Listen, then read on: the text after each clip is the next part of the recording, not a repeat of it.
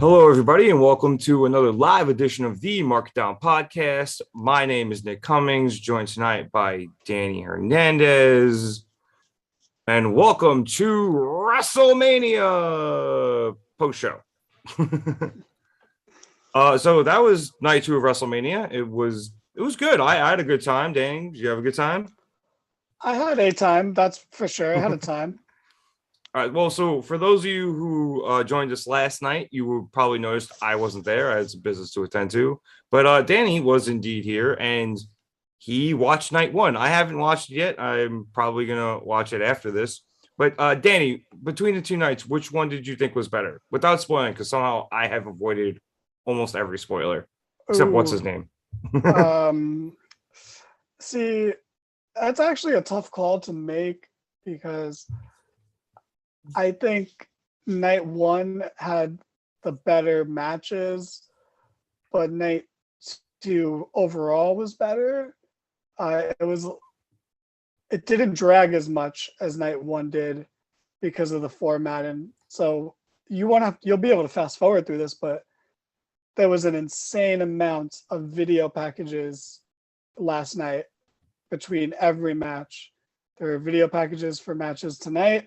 There were video packages for matches about to happen. There was commercials. It was unbearable to that degree. And this night had less of that, if you can believe it. So I was going to say all the video packages tonight were just replays of last night.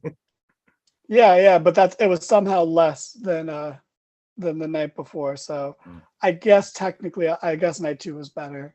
Yeah. But night 1 had the best 2 matches of all of WrestleMania weekend. So was night 2 a little more stupendous? Yeah, it definitely. I think night 1 was just stew, and night 2 was pendus. Fair enough.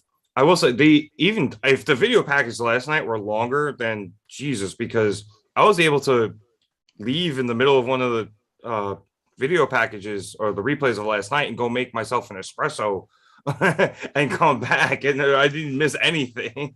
Nope. So, all right. Well, I guess I have absolutely nothing to look forward to except the Becky match, but that's cool. So we're going to jump into the card now. We're going to start with the main event since we all just watched it. And obviously it's a unification bout, so it's very important. Roman Reigns defeating Brock Lesnar, winning now both the WWE and Universal Championships. Roman, he turned the cheat code on for infinite finishers.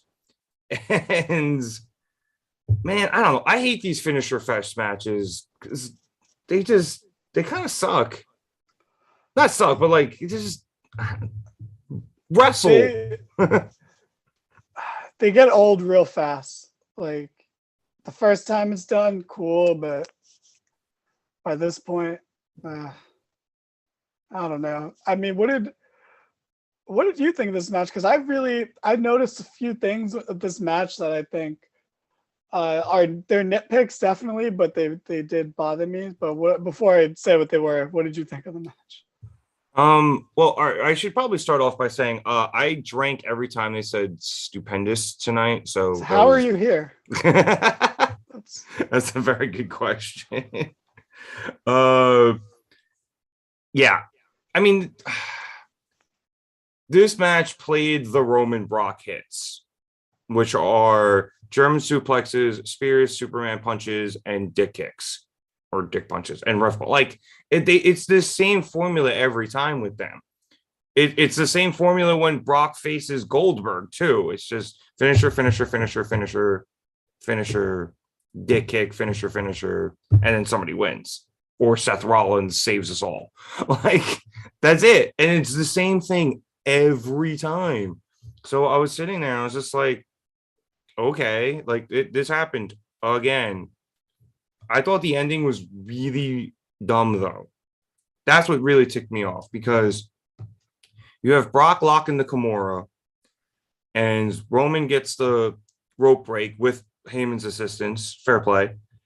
And then he's sitting there, and they specifically changed the audio so you can hear Roman say it's dislocated. He said it's out, because he dislocated his shoulder, and then not even 20 seconds later, he hits a spear.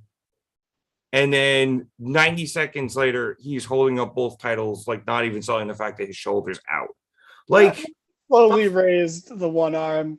So he sold it for all of 2-3 seconds, maybe. Yeah, he sold it. Yeah, he sold it initially, and then he was on the ramp, and he did both, and that was because they needed the closing shot of Mania. But like, it was so dumb. Like, he literally in kayfabe ruined his shoulder, and then I guess he hit the spear with the right one, but like, come on, dude, you just dislocated your shoulder, and you're gonna hit what is the equivalent of a shoulder, a flying shoulder tackle? Like, fuck out of here with that. I'm sorry. I'm right there with you. Like, this match was a Frankenstein match of 3 other matches from WrestleMania. So sorry, one of them is from last night, so it's going to be a slight spoiler, but it's one you already know the result of. Yep. The ref bump was almost identical to the one that the ref took in the Charlotte Ronda match. It literally was off of a spear in that match too. Like, it was almost identical. He's dislocated his shoulder in the match like AJ did in his match like an hour ago. And then he speared Brock in the back like Bobby Lashley did to Almas earlier in this night. Which was so awkward looking, by the way. Like, yeah, it's not a good spot. Yeah. Shout out to Corey calling that too. Yeah. Like, he was like, oh, like you taking a page out of Bobby Lashley's book by spearing him in the kidney. But like, that was a terrible looking spear. It was. And the fact that the finish came, like 2 minutes after that, if that, like, it was not a great way to go out.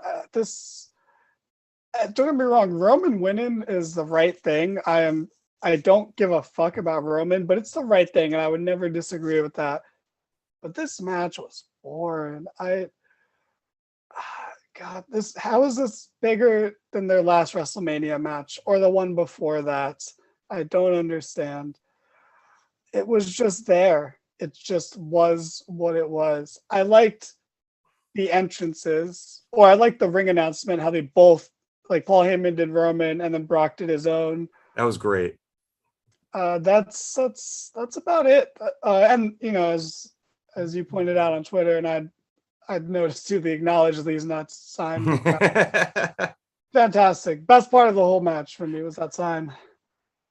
It's definitely not a good sign when a sign is the best part of the match. Like, I mean, they did the timekeeper spot like super early. I think that should have probably been an indicator of how that match was going to go. We're daring today, aren't we? That's another thing. I'm so sick of that spot. Oh my god, I'm so sorry, but like they are so playing it through the barricade in front of the time, especially with Roman and Brock in particular. Stop it. And this one was the worst one. It was like a low impact one. And now I'm just being nitpicky about it, but I hate it. It's driving me crazy. They're ruining that spot. Oh no, they're definitely playing it out. Like, it's not great, Bob. Like, at a certain point, you hit a point of diminishing returns with everything. Like, the first couple of times they did it, it was cool. And now Brock has been put through that same barricade like 15 times. When will he learn not to stand there? Yes, when will he not, randomly chase Paul Heyman and then get put right through it? It's so disappointing. And now you come to the whole thing where, okay, you have both titles for both shows, Raw and SmackDown, on one guy, and they're on 2 different networks, and there's no way they can actually legitimately unify these titles, I don't think, without pissing off one of these networks. So Roman's going to hold both of these titles for either they do it where he holds both of them forever and he just double headers Raw and SmackDown every 4 days. Does Raw on Monday and then SmackDown on Friday, which is probably worse because if you really think about it, it's SmackDown on Friday and then Raw on Monday, travel-wise. And then, or he loses, which they clearly don't want him to. And he has to lose one, say like Becky Lynch style, when she won both the Raw and SmackDown Women's Championships, and she ended up losing one of those titles later. So they booked themselves into such a corner here because they wanted the biggest main event in all of WrestleMania, which is just asinine. yeah, we'll never remember this main event. Like once we're done talking about it, I'll have forgotten. I've already forgotten most of what happened. I just know they only did like 5 different moves, so it's easy to remember that. But Also, yeah, but that's a big problem. I'm sorry not to cut you off. That's a no, big problem. They build this as the biggest match in WrestleMania history because it's for 2 world titles, and it's such a lazy, half-assed finisher fest match. You can't have that with this type of billing, like this type of match. It's absolutely ridiculous, in my opinion. yeah. I don't know. I'm sure there was someone out there that liked it. Maybe Nas. Nas is here. Did you like it, Nas? Or I don't know who this was for. I mean, the crowd was into it. The crowd was not as lively as last night, from what I seen. Maybe James will pop in a bit and tell us how the crowd was there, because like the crowd was into Roman, the crowd was into Brock, but like nothing like they were into the main event of last night's WrestleMania. But yeah, I don't want Roman on Raw. That's a problem that I have with this. I don't want to deal with him. It's very easy for me to like Roman Reigns' current character because I don't watch it. I only have to catch it on pay-per-views. But if I have to see him on Raw every week, I'm going to be a lot meaner about this. I liked Roman's character in when he first showed up or when he first came back, this whole heel turn thing. Like I liked it. And then obviously I've made very vocal on this podcast. I don't watch WWE, but what I see from Roman is usually pretty good because I think as part of his agreement for coming back, like him and Paul basically just get to ad lib everything, or they have a lot more freedom than most other people Yeah. do in the company. So like I like Roman and what he's doing himself. His booking is just rough because they just don't want him to lose. And it's just such a corner they have themselves in. It makes it a lot more difficult. So Yeah, yeah, Nas is with us. The match didn't live up to the hype. It was copy yeah. paste. But Also, what's up, Nas? It was very nice interacting with you on Twitter tonight. Yes. nice. Nas and But I are having a lot of good discussions. I just there's the Roman character is good, but I was never in love with it, but it's fallen out of favor with me so quickly because there's no end in sight. No Oh no, one's there is. There is. It's next year at WrestleMania against The Rock. That's not That's the the end. end. No, Roman's gonna beat The Rock. That's not the end. Oh, maybe you're. Oh, shite. That's not. So Well, we're that's looking at over a year more well, of yeah. this. Well, that's their end game, and then after that, I don't think they have a plan. Yeah, and like I don't know, maybe Gable Steveson will just beat him or something, or maybe what's this dude that just came back after 7 years of being away from WWE and Oh, nowhere what's else? his name? Yeah, maybe he'll beat Roman. Maybe Braun Breaker will beat Roman. I don't know, but this isn't benefiting anyone anymore. See, I had a lot of heavy complaints against Charlotte last night because as good as Charlotte is in the ring, she doesn't benefit anyone. No one's better off having faced Charlotte. Whereas, like, Becky might be the exception to that. but that's not because of Charlotte. No, fair, but It like was in spite it of Charlotte. well, it made her because beating her made her finally beating her made her like so much more of what she is now because everyone so hated Charlotte. But but outside of that, I think you're right. Yeah, and that's not due to Charlotte. That was because that also wasn't the plan. The plan was never for Becky to get over like that. So that was never according to plan. And also, that was 2018. So, it's been 4 years and a lot of disappointing moments, and that's what I feel like Roman is at. At first, it was really cool. His feud with Owens was nice. His match with Cesaro was fantastic. Since then, he literally has done nothing. He's feuded with Brock in SummerSlam. Yeah. No one looks better. Like, I don't know.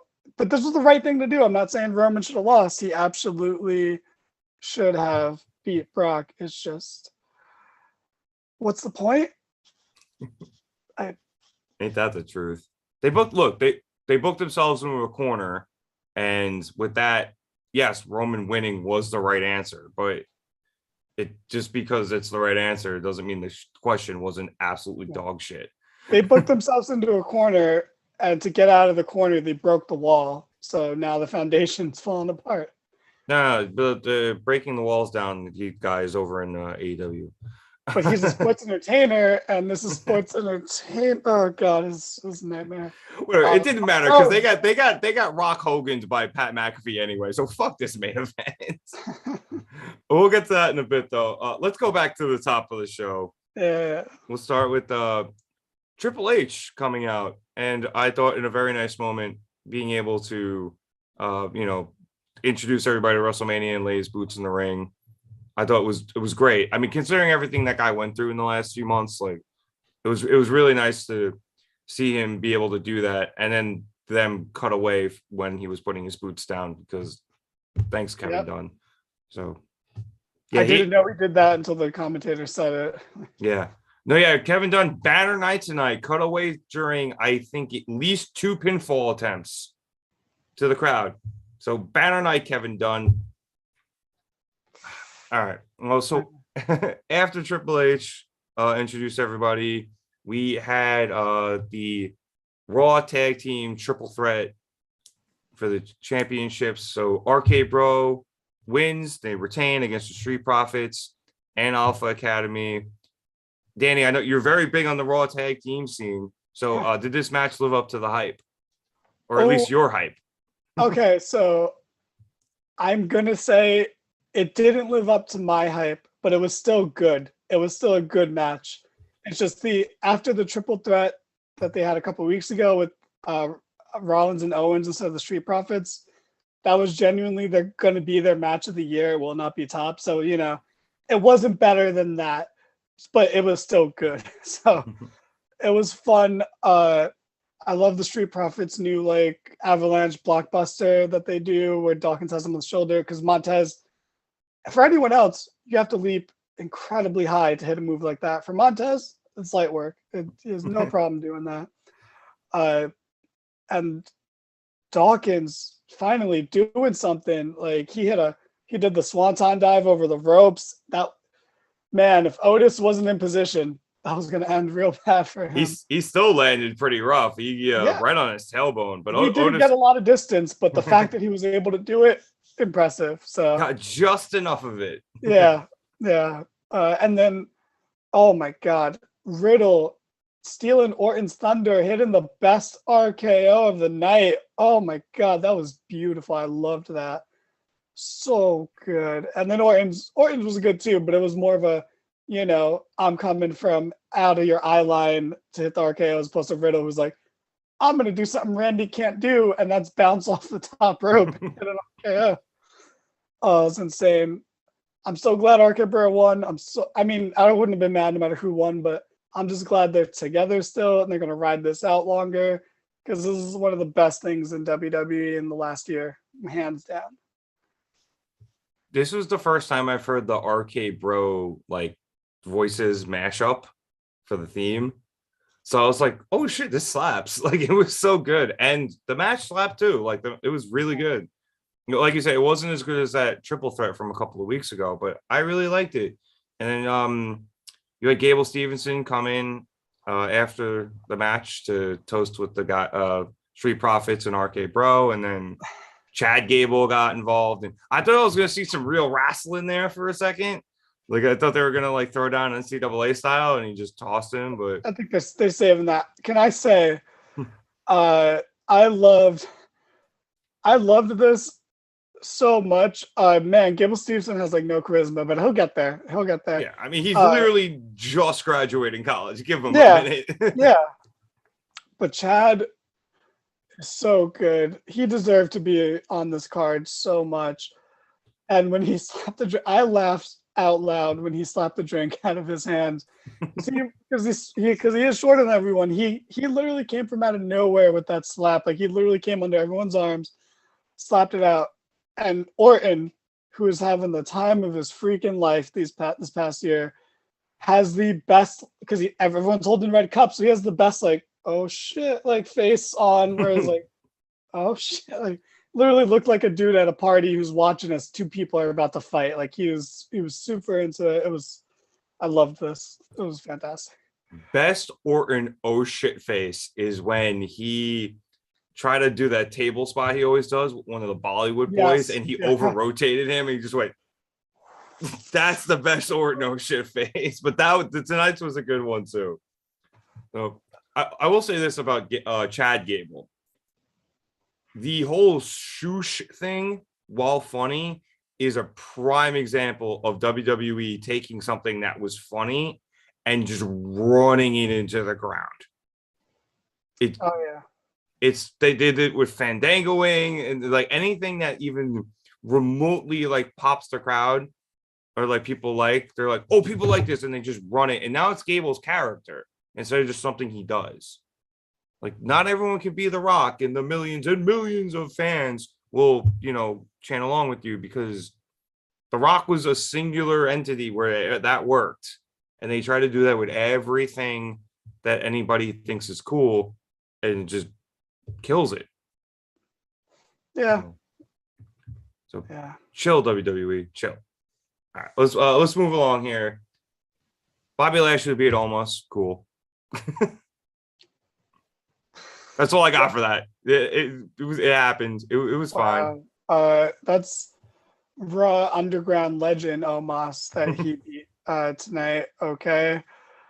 Yeah, this was bad. There was a botch in the corner where like Omos went to do a clothesline in the corner, and Bobby like started to move out of the way, but then stopped and almost went back like he was going to take the hit, and that was a really bad miscommunication. I hated this. Even the suplex, like I get it, cool, wow, he took a real bump for the first time in his life, but like he barely got off the ground for that. I don't care. It's good that Bobby won.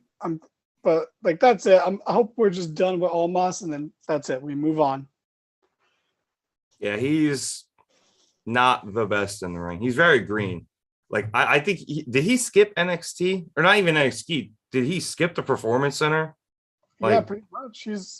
He's been on the main roster in different gimmicks for like 2.5 years now. He was a ninja when Tozawa had an army of ninjas.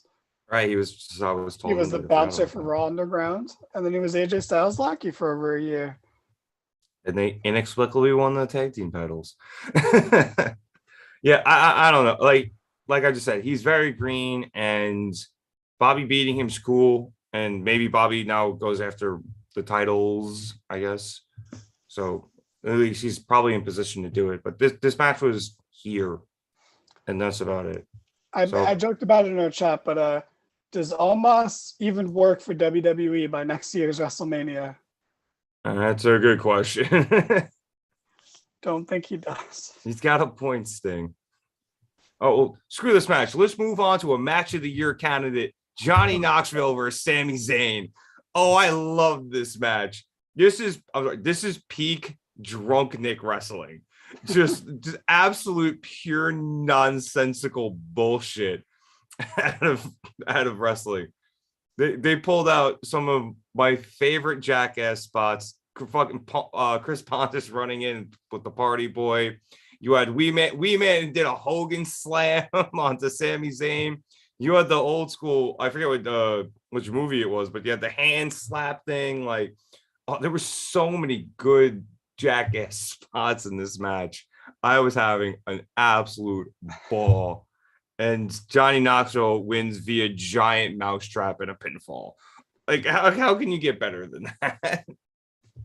Oh man. I funny enough, I think this is the match I took the most notes on. But I hated this in the beginning, and then I started to get a kick out of it. It went on a little too long, but it was still fun. I can't lie and say that I didn't laugh. See, I'm not a jackass person. I've literally never. Which I can't believe. I know, but I've literally just never watched Jackass, and I've just never had any desire to. But so like I knew who Johnny Knoxville was. I didn't know who like any of these other people were besides Wee Man, who obviously is most famous for being a playable character in Tony Hawk's Underground 2, the best Tony Hawk game. Don't at Great me. game. Oh no, I'm 100% with you right there.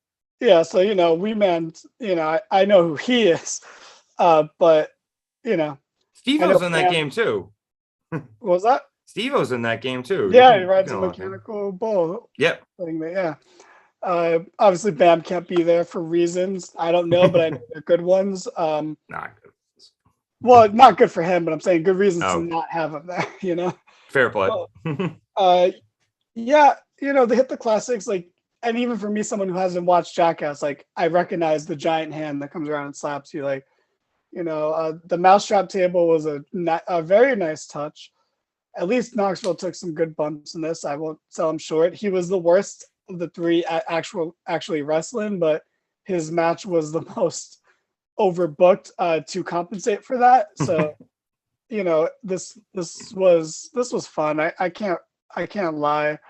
I don't know why you need a machine to kick someone in the balls. Because it's Jackass and it's funny. Yeah. That was the thing. Honestly, I know everyone else, a lot of people probably hated them, but I actually thought that Cole and McAfee were pretty funny on commentary during this. But no, they did the bowling ball spot, and you see, I'm a really good former bowler, and I was judging Knoxville's his technique, and man, shout out Van S. Lanes. Yeah, rest in peace. Oh my god. But he threw it like someone who just throws the ball straight, and that's fine for a novice, but that's why the ball bounced when he released it. He didn't have a good follow through. He needs to work on that a little bit, but that's okay. We'll work on that next time. But other than that, pretty good. Besides the mousetrap botching at the end, that was it didn't work right. Pretty whack. I was impressed that Knoxville immediately knew what was wrong and how to fix it, though. So I was like, he definitely had a hand in putting this together. That he instantly knew what was wrong and how to fix it. So fun nonsense. If you hated it, I get it. If you loved it, I get it. I found myself on both sides at some point. If you hate it, have a few beers and then go back and watch it, and you'll absolutely love it. Smoke a joint, watch it again. Or that too. You'll probably end up, imitating what you see. Michael Cole was on fire in that match. That's a ballsy move. He's going. Yeah, that was the bet. That's a ballsy move. And for whatever reason, McAfee very obsessed with Chris Pontius's ass, and Cole didn't get it because I don't think Cole watched a lot of. I don't think Cole probably has ever seen Jackass. I don't know, but I don't think he understood like how much of Chris Pontius you used to see, like literally used to see in Jackass, because his thong tonight was a lot less or a lot, yeah. Well, how I phrase it. It was a lot less revealing than normal. It was a lot less revealing. I was trying to make sure I was doing it the right way. Yeah, he used to wear a full-blown G-string, like on Jackass and Wild Boys, and they had to give him a little extra fabric for WWE television. Oh man! But McAfee just being like, I grew up watching that man's ass at the end of the match, trying to explain it to Cole, was all time funny. Also, man. Shout out John Plattner in the chat telling us that the Jackass crew once got kicked out of Whitestone Cinema on LSD. Yeah. Fun fact, I didn't know that. I was just driving by what used to be Whitestone earlier today. That is a great fun fact. Thank you, John. I'm gonna say that is beautiful. All right. Let's move along here. We had the women's tag team championship match. Sasha Banks finally picked up a WrestleMania win, and it was in a tag team match with Naomi. So they are now the women's tag team champions, defeating Queen Zelina and Carmella, Rhea Ripley and Liv Morgan, who had some choice fucking Catwoman gear and Natalia and Shayna Baszler. This match was good. It was like I had a good time watching it. I think you can kind of tell a lot of these women, I think because WWE's women's tag team division isn't really up to snuff outside of them just throwing tag teams together and like putting on matches like this, like they weren't really used to being in a tag team match like this because you can kind of see a couple of janky spots, but for the most part, it was okay, and I think the right people won. So it is what it is.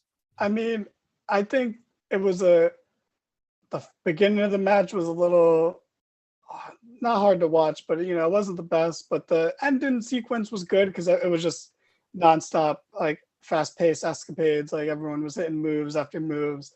But yeah, Liv had the nice Catwoman gear. I took Rhea more as a mix between Donnie Darko and the Dark Knight. So like Donnie Dark Knight,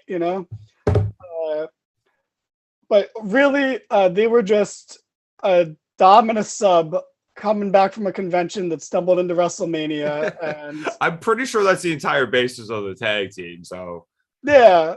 So that was just them expressing their true self, and that's great. I'm here for it. We don't kink shame on this podcast. Absolutely not. So all good. Sasha came out in a car. That's cool. She could have drove Naomi out, as her tag team partner, but a nice Lambo with that. Yes, very nice. This was fine. My issue with it is more like I just don't like let's get as many people on the card as possible by having this tag match, even though none of these people are real tag teams. At least Sasha and Naomi I can buy because they were in Team Bad like 7 years ago, and Liv and Rhea I can buy because of their new fetish, or not new fetish, but their fetish they're finally comfortable enough to share with the world. Together, yeah. That I can buy. So that's fine. But the last like 2 minutes had some good action. It had its moments. I'm fine with I was fine with either babyface team winning this. Sasha finally gets a win at Mania, and you could tell it was on her face, like she was about to cry over it. So it was nice. Yeah. Plus, she loves those titles. I mean, her and Bayley pushed for those tag team titles for years. So it's nice to see her win it at Mania. I think again. I think they were the original ones they won at Mania, right? No, I know they lost them at Mania. They won it at like. I don't remember what the original one when they won it. It was Elimination Chamber. Oh, was it Elimination Chamber? No.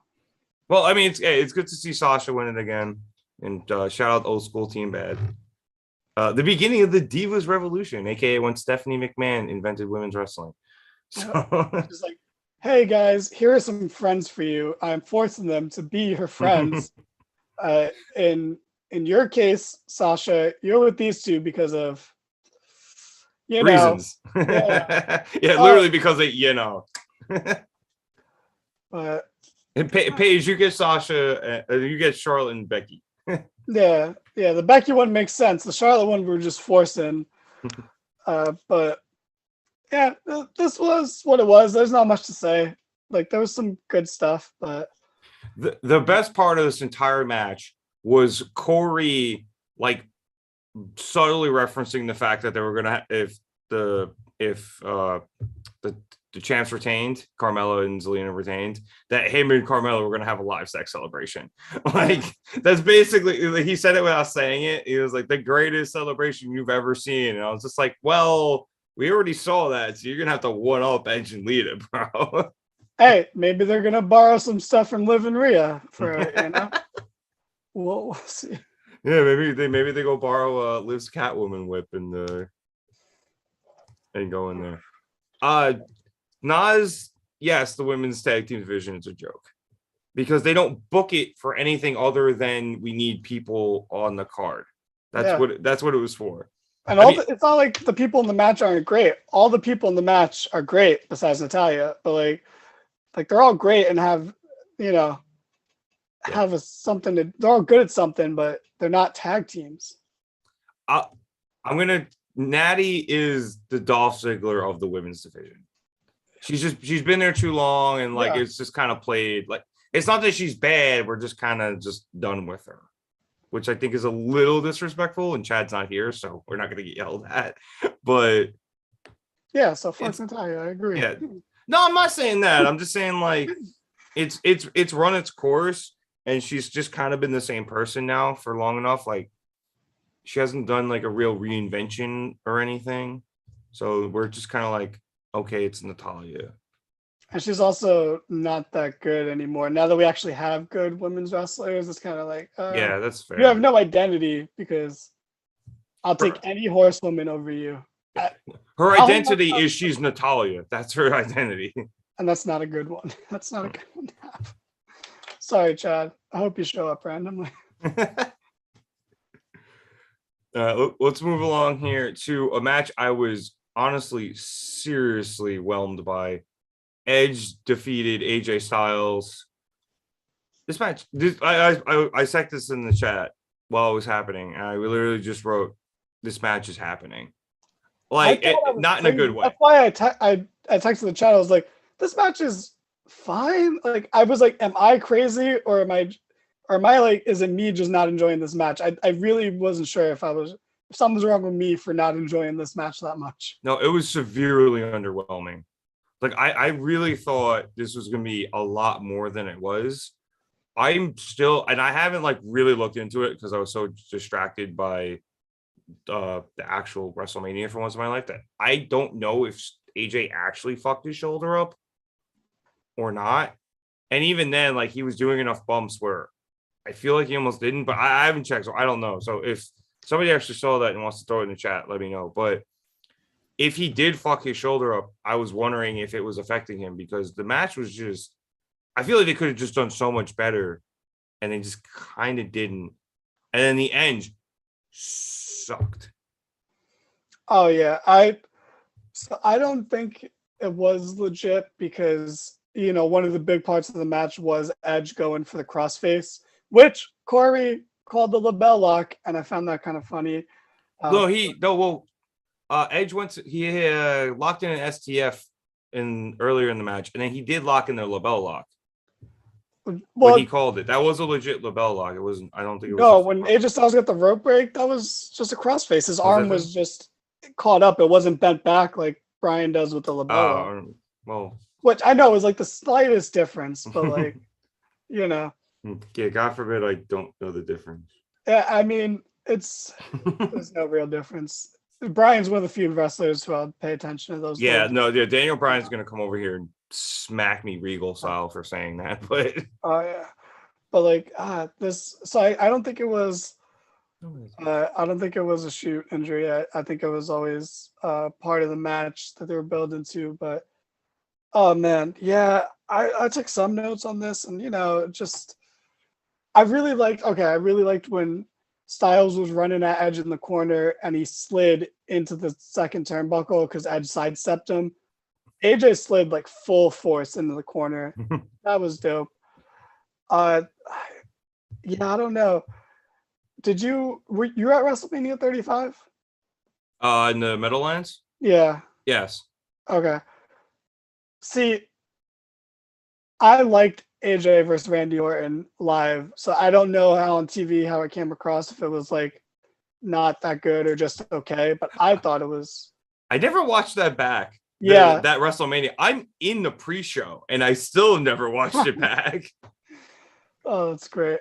I was cheering for they came into us in the parking lot while we were tailgating and had people cheer for like Ronda, Charlotte, and Becky, and like they were trying to push me towards like the Charlotte side, and I was like, I'm the man t-shirt. I'm going to the Becky side, and they're like, oh yeah, you're right. All right, go over to that corner. So yeah, I'm in the pre-show. Fun fact. Oh, I'm sorry, I cut you off. That's an interesting fact to know that they had to force people to cheer for Charlotte and Ronda. No one wanted to cheer for either of them. We were all like Becky, and they're like, no, like we want to like do a panning shot of people cheering for different people. Like, and good luck with that.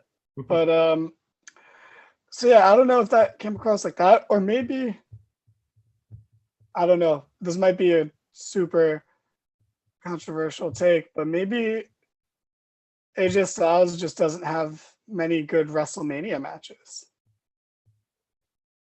His best one was with Shane McMahon. I was gonna say, yeah, I think it probably was. I was trying to like off the top of my head think of his like best ones, and The like, Nakamura match was disappointing. yeah, we were The definitely Orton match was underwhelming. good.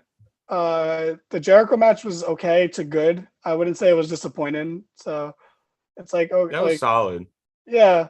So it's not, like, but he doesn't it, have like a standout WrestleMania match, which is yeah. insane for a guy that I good. guess the Boneyard match was, but Produced one of the best memes of the last few years. yeah. With Also, him. I said this a lot. There was like a whole thing where we were talking about the show last night because we ended up talking about some of the stuff coming up. Like, I don't think Edge's his return has delivered anything of substantial note. Like, he's had a couple good matches. The triple threat last year was good. The greatest match ever with Orton was good. It was just hampered by the stupid villain. It was also heavily produced Yeah, because that was still pandemic era. Like, we yeah. can do like overproduced stuff, so it was like a little overproduced in my opinion. And then the Seth I was Rollins, gonna say the Seth match. yeah, it was good, but it didn't help Rollins because he lost that feud. Like, who has Edge really put over? The Roman who didn't need it, and that's it. Like, there's so like this is just another notch in my weird belts of a theory that Edge's return has been a bust. It's just Breaking news: James from our podcast has gotten a picture with the "Acknowledge these nuts" guy sign guy. oh, fantastic. So shout out to James for hunting him down in the pursuit of journalism. Amazing. Yeah, no, I agree. All right. So the ending of this pissed me off. Oh my god, yeah, I forgot about that. Because look, I really like Damian Priest. He's a Puerto Rican guy from the Bronx who also lived in Rockland. Like, he's me except darker and way more handsome. So like, I really like him. But if you're gonna build this match the way you built it, it's Edge versus AJ Styles, like a literal dream match that people have always wanted. And then it underwhelms for most of the match. At best, I was whelmed. And then you end the match with that distraction finish. I'm going to say this a lot tonight. Fuck out of here with that. Like, come on. That's how you're going to end this, with AJ Styles getting distracted by Damian Priest just standing there, and then he loses because of that. Like, cool. Like, I'm really excited to see Priest with Edge and to see what they do with that from a distance, because I'm still not going to watch. Yeah. But I'll watch your rewinds and you can tell me what happens. Or no, your fast forwards. Keep doing that. I'll watch your fast forwards. You can tell me what happens. But like, I don't know why you're gonna end that match that way. Yeah, I'm with the because I'm actually totally fine with that having a faction. I think it'll lead to something good. Like, everything I just said doesn't mean like I'm completely down on Edge and I don't want to see him there anymore. I still want to see Edge. I'm just waiting for like that really good thing where I'm like, this is Edge right here. Like, this is the old Edge, and maybe this faction leads to that. But I didn't like that. And I also didn't like the actual like finish in spear. Like, it's like AJ was not going for the phenomenal forearm. There was no attempt to hit a forearm there. It was like one of those ones like the old flying nothing. Yeah, like when Orton beat Punk at WrestleMania like 10 years ago, when Punk was just going for a springboard, who knows what, like it's like, oh, like it's the idea is cool, but like it's nothing, it's hollow. And also there's too many spears, which is another rant I got into yesterday, where like the spear isn't a good finisher unless you're Rhino as with the Gore, or you're Goldberg, who doesn't use it as a finisher. It's a signature. Yeah, it's a finisher, but it's a setup finisher for the real finisher. Like, it's fucking it's overused. I don't like it. There's too many spears on this show alone. There was too many spears. Well, I mean, Jesus Christ, if I drank for every spear Roman hit, I would be unconscious right now. Like, Bobby hit 2 yeah, spears. Bobby hit a couple. Edge hit the spear. There's too many spears. Charlotte hit spears last night. I think there were 8 on tonight's show alone. It's too much. It's an over. Forget about people complaining about the super kick, bro. Like, at least, when a move gets overused enough, people stop using it as a finisher. So yeah, let's stop using it as a finisher because it's overused. Yo, EC3 banned spears too while you're at it. I'll give you props if you do that one. Oh man, but yeah, this wasn't as bad as we're making it sound, but it just was there. It was okay. Yeah, no, like I said, like, and I know I keep using this word because I just love the Young Justice reference. Yeah, but, I know. I was literally going to ask you off screen. Yeah. I was like, Young Justice, right? Because no, but no like one that's ever how I feels feel. whelmed unless they watch Young Justice. Yeah, but that's how I feel. I was just whelmed. Like, it was just so middle of the road. Like, this wasn't bad. It happened. And cool, I got to watch AJ Styles wrestle Edge, but it wasn't bad. It just wasn't as hype as I thought it was going to be. Yeah. So, whelmed. Exactly. All right. Let's move on to something that was actually 100% underwhelming. And, oh my God, I felt so bad for these guys. Sheamus and Ridge Holland with Pete Dunne. I'm not calling him by that other name. That's a great name. I don't know why you won't call him that. Because I'll get to that in a second. They beat the New Day in, and I have the time here, 1 minute and 40 seconds. Ooh. All this pomp and circumstance surrounding Big E breaking his neck. The New Day comes out, X and Kofi come out with his gear, and they beat him in $140. First of all, the disrespect is just beyond me. But I'm so mad. Like, you do all this stuff for Big E, and then they win in 1 minute and 40 seconds. Not to mention, if I'm not mistaken, they got bumped off the last night's card, right? Yes, they did. Because a buddy of mine pointed out, he was like, I know it's Undertaker, but I think it happened right after this match. He's like, I know it's Undertaker, but you guys did 10 minutes for the Hall of Fame guys, plus the commercials, because Undertaker had to do his entrance. I walked away. I used the bathroom and grab a couple drinks while that was going on. Yeah. So I didn't actually see, did he do the whole entrance? I heard the music and everything. I just did what he did last night. Came out on the stage, let the crowd cheer for him for a bit, and that was it. But the key thing is, they did it last night. They didn't do it again. And not only that, it took 10 minutes with all, when it was all said and done, and this match got 1 minute and 40, and you buried this tag team whose partner just broke his neck. Yeah. And it was just. Yeah. Eric in the chat, whoever you are, don't stop throwing out New Day members turning on each other nonsense. Okay, it's been on the verge of happening for 4 years now. Let's just let it go. It happened because they don't give a fuck about this match. They lost quickly because New Day never wins at WrestleMania. When have they ever won a tag match at WrestleMania? That's a good. I don't know. I will say they won when they hosted because they were the best parts of that WrestleMania. And then when Kofi, was in a singles match at Mania, he won. Yep. But the New Day lost to a random team that had Sheamus on it 5 fucking years ago at WrestleMania. They don't win. I mean, this could have been a 3-minute match and you have New Day win and it's okay. Let them have that moment for Big E. Let them win a match. Sheamus, Ridge Holland, and Butch, as fantastic as Butch is, won't be a unit next year where the New Day still will be.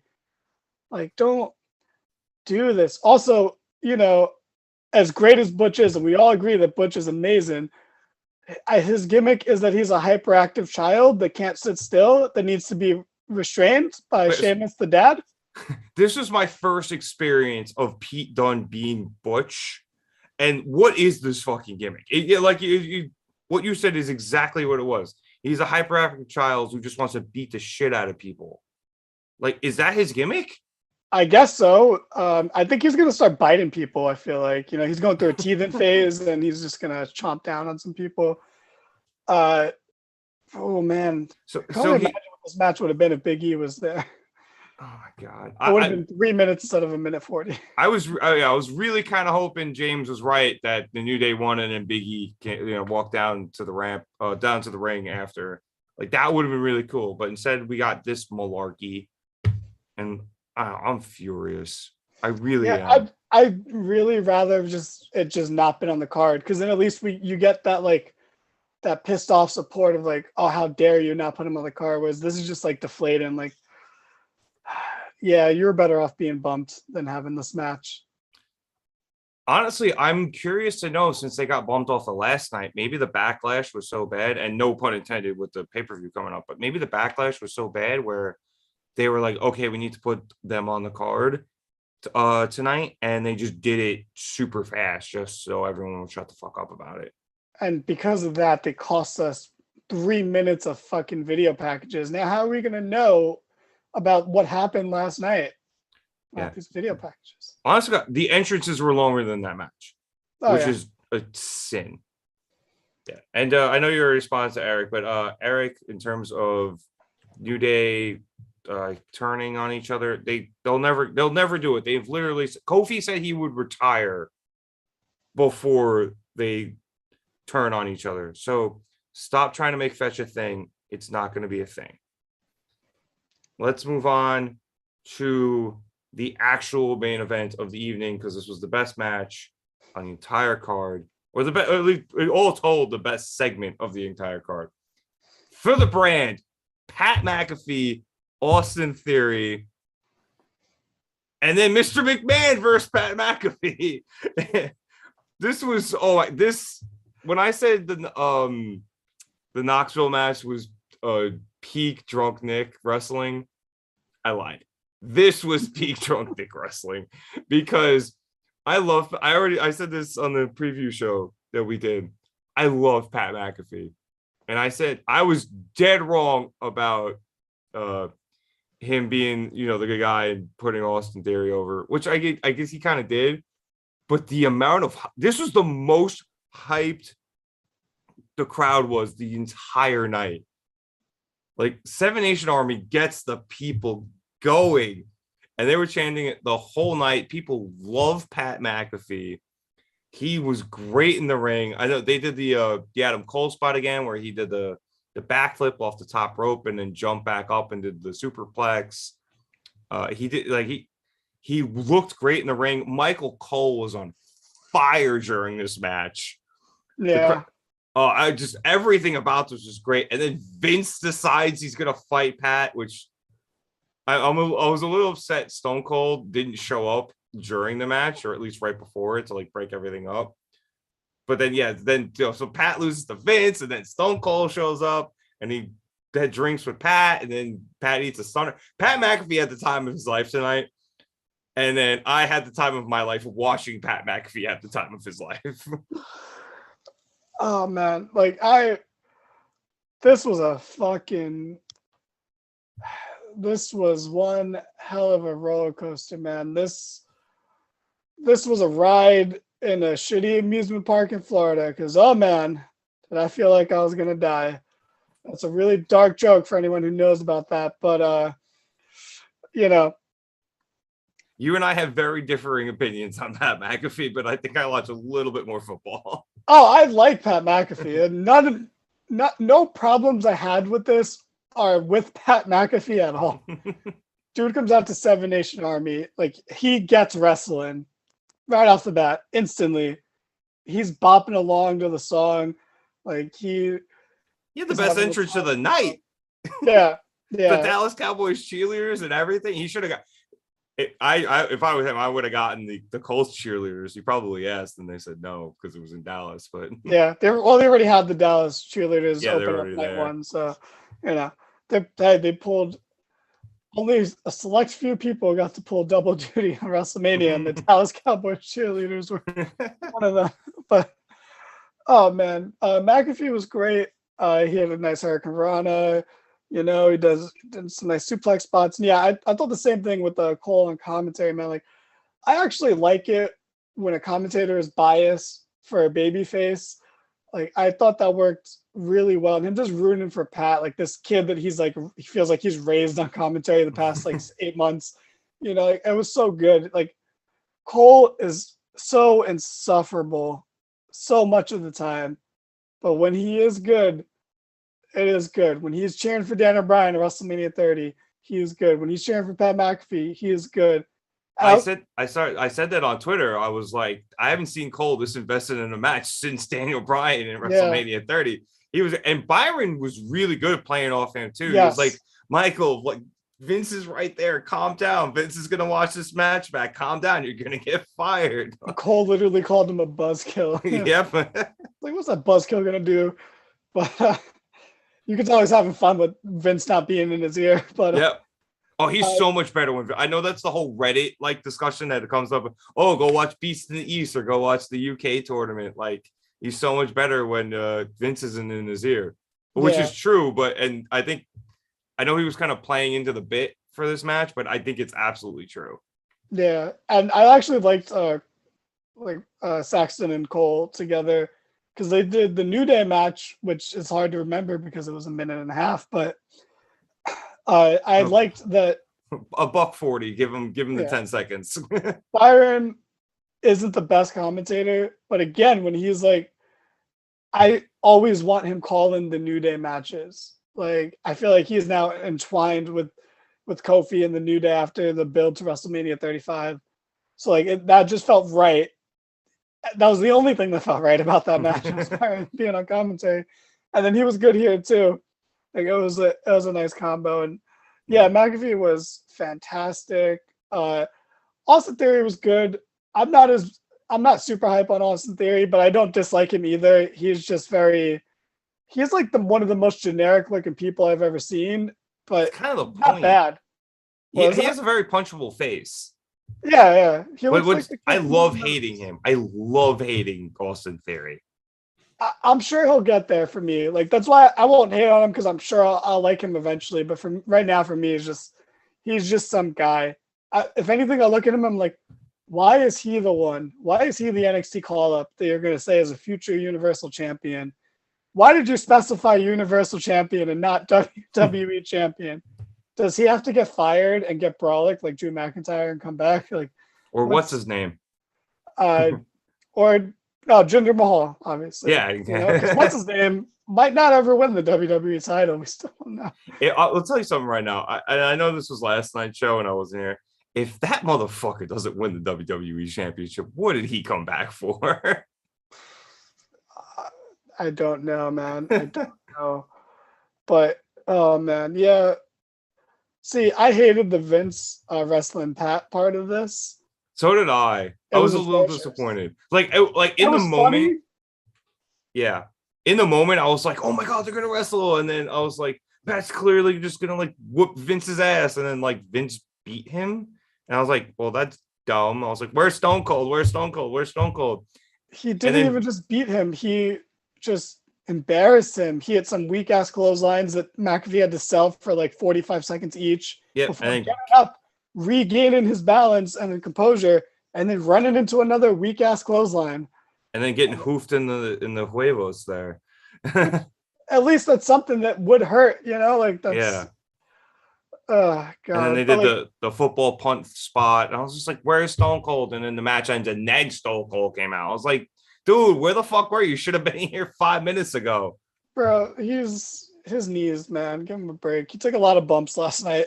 All right, yeah, that's fair. And as somebody with the bad knees because it's been raining all day, I can understand why it might have taken him a minute to get all the way down from the locker room. That was my first before Stone Cold came out, and when Vince was just gonna wrestle McAfee. All I could think was, so you had Stone Cold wrestle a match for the first time in years, and you had Vince wrestle a match for the first time in years, but not against each other. Like, that's okay. You could have accomplished the same thing by having Stone Cold wrestle Austin Theory, but whatever. Oh man. So you know what? I'm gonna give all this is all the best props I have for Austin Theory. That sell of the stunner was so hilariously over the top. I loved it. It was Rock-esque. And then Vince was very Linda-esque with his sell. Oh yeah, dude. No, that is the worst stunner cell of all time. He has officially surpassed Linda's stunner cell as the worst of all time. That was Part of me feels like brutal. that was the plan because it really seemed like he was about to laugh, like when he was taking that stunner. Also, I know Vince is the genetic jackhammer and he still looks great. He's also borderline 80 years old. Yeah, he's old enough to be president, but I don't want to sell Pat McAfee short because his sell was also fantastic. He That had to be the happiest Pat was in his entire life outside of getting married, was cheersing with Stone Cold and then taking a stunner. he full-fledged Triple H spitting out the fucking beer. No, that's Shane. Well, I just mean like Triple H's entrance. Oh. Like he was like, no, but yeah, he did the Wayne, the Shane Whale thing. just fell flat back. And then the best part of this whole thing was just a cutaway for 3 seconds where you see Pat McAfee on the floor, half unconscious, pouring a beer down his throat while he's on the floor outside the commentary table. I laughed my ass off. Like we should hate this in theory, but it was just hilarious. I got such a kick out of this in so many ways. So and that's what it was there for. Like we got a little janky in the middle with Vince beating Pat and everything, but it was everything I wanted out of that and more. Like I wanted Pat to have a good match and come out and do that, and he did. Honestly, I think he could have had a better match. Like honestly, you know what? I would love to see Pat versus AJ Styles. I know that sounds insane, but I imagine they would go.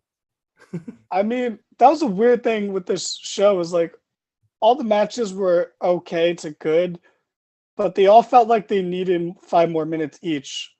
Even though this show was paced better and had less video packages, not much less, but still less, I felt like everything needed more time. Also, I'm going to disagree on one point. Yeah. Edge versus AJ did not need more time. It was absolutely. It was almost 25 minutes. No, yeah, I agree. I fucking zoned out a lot during that match, but yeah, everything else was pretty much under 50. Everything was under 15. The second longest match on the card was Johnny Knoxville or Sami Zayn. Oh man, they got more time than Roman and Brock. I mean, Roman and Brock can't have a 25-minute match. That went about 12 and a half minutes. Shout out Wikipedia giving me all these times. But man, celebrities coming up big tonight or all of WrestleMania. Shocker. You know what? They all showed up, honestly. You know, Knoxville can't wrestle, but man, did he make up for it with all the shenanigans. Logan Paul was the biggest star in that match last night. Like, I heard great things about him. I'm very much looking forward to watching that match. Yeah, he belongs. I jokingly said to Chaz, I was like, we're definitely going to get Bad Bunny versus Logan Paul next year at WrestleMania.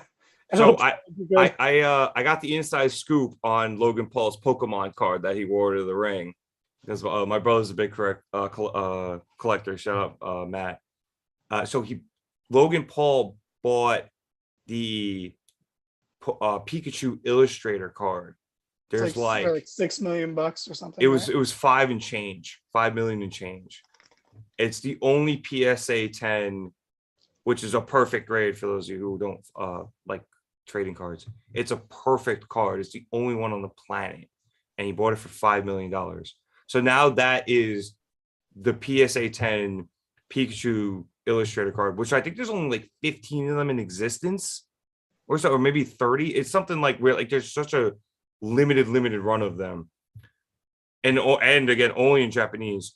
And so now that is Logan Paul's one that he wore at WrestleMania. So I'm sure the price is going to skyrocket even more. So thanks, Logan Paul, for fucking up buying Pokemon cards for everybody else. But also thank you for driving up the price of my first edition Neo Genesis Ho-Oh.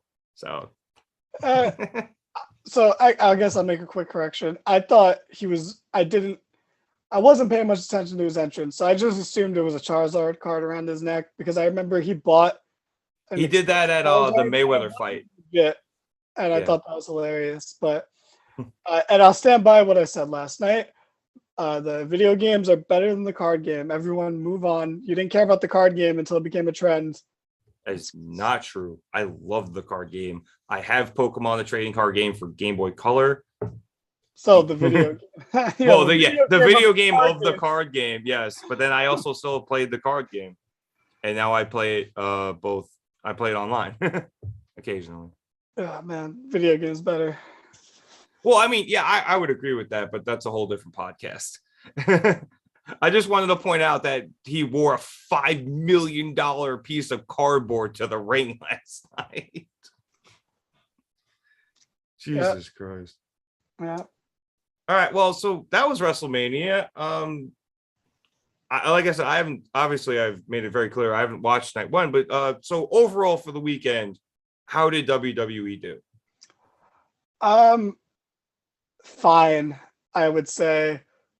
Like they went all out, and I think, like I told Chad yesterday because we were kind of shitting on the show a lot, and I was like, we're in the minority. Everyone seemed to like this show besides like me, Chad, like some of us, and a couple of my friends. Like the whole internet seemed to think it was fantastic. Where I was like, it was two great matches, and the Stone Cold stuff, which was entertaining, but like surreal, weird, mixed feelings. Like it was a nostalgia trip a bit, I would imagine.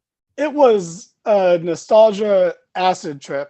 Like it wasn't no regular nostalgia trip. It was otherworldly. The Seth Rollins match felt so wrong. It was a fantastic match, but it just felt so. We were talking about this earlier when in our chat when they showed Cody's entrance in the commercial break, and it was the first time I had seen it. I was like, this just feels so dirty. And you texted me like we must have used that word like 100 times last night. That's what it was. It felt dirty.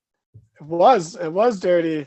Also, the first two matches, I'm sorry, this is a spoiler, but they're very boring and didn't belong on WrestleMania. But you know, as a biased fan, I can happily say that Becky Lynch and Bianca Belair had the best match of all of WrestleMania, and it should have main evented over all this other garbage. And you know what? Pretty much the whole internet agrees with me that it was the best match, so I don't even feel that biased because it really was. I heard they went out there and went, fuck you, follow this. 100%. 100%. I still don't even know who won that. Like I said, I've somehow avoided all of the spoilers, which is insane. Like I know all the matches and I know the outcomes of like two of them, but for the most part, like I don't know who won that match. Which ones do you know?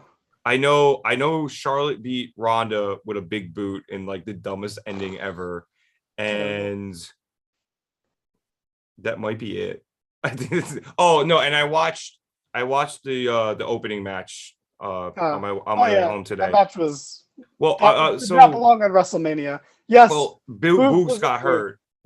That match did not belong on WrestleMania, like at all. That's a SmackDown match. Keep it on SmackDown. That's not a WrestleMania. Why couldn't Finn Balor or Ricochet be on the card?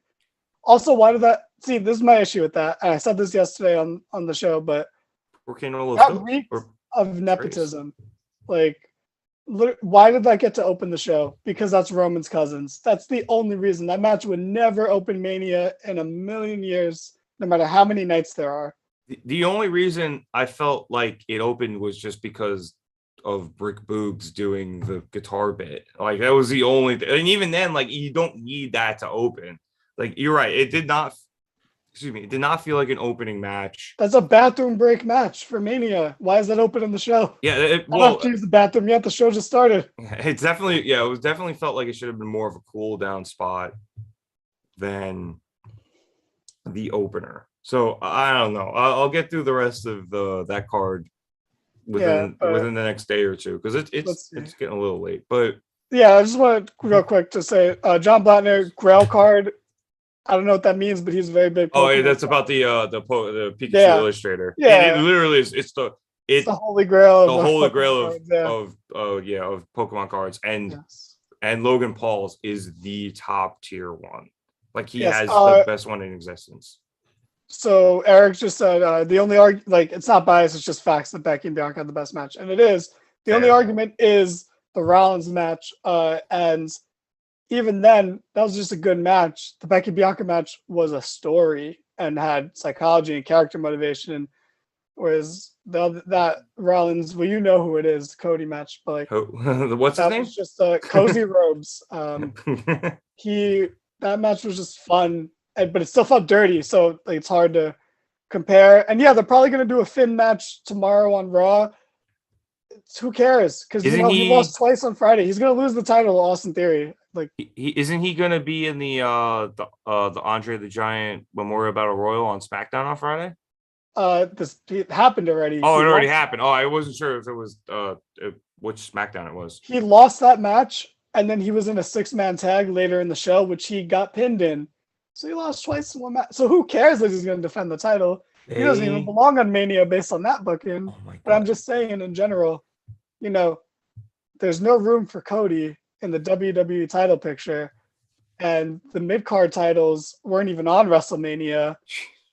So why are you back, bro? But I don't want to get into that. And we bitch every Wednesday about the TNT title picture because Scorpio Sky has the title, and then the two mid-card titles in WWE. Like Scorpio Sky more. Yeah, exactly. The WWE is getting Scorpio Sky over for me. And they got two great dudes with those titles in Finn and Ricochet. They look great in the ring, and just wasting them. But at this point, that's WWE. Yeah, you got to make room for video packages. There's just no room for those titles. I'm like, oh. Yeah, or in the case of tonight, replays from last night. I don't know. Look, I will say this, and part of it is, this talking. I had fun watching tonight. I had a good time. I think the Pat stuff and the Knoxville stuff for me was my favorite. And I guess maybe a lot of the actual matches, the RK Bro match I liked. Like I like watching them, and those guys can all go. The rest of them, a little mediocre, but I did have fun watching. Which I guess everything was fine. Really nothing was bad. Everything was either fine or good. Like that's all right. Yeah, I think outside of celebrity matches, to borrow a word from MJF, everything was kind of mid. And I think at this point for me with WWE, that's as best as they're going to get out of me. Yeah, we'll take it. All right. So I think that about wraps things up here tonight on the Mark It Down podcast. Thank you so much for watching. Be sure to like and subscribe. Follow us on all our social stuff. I will get it into the description the second YouTube lets me, because as I say every week, there's a super delay on doing that, which is really weird. Get your shit together, YouTube. So for Danny Hernandez, I'm Nick Cummings. Thank you for watching, and we'll catch you on Wednesday after Dynamite here on the Mark It Down podcast.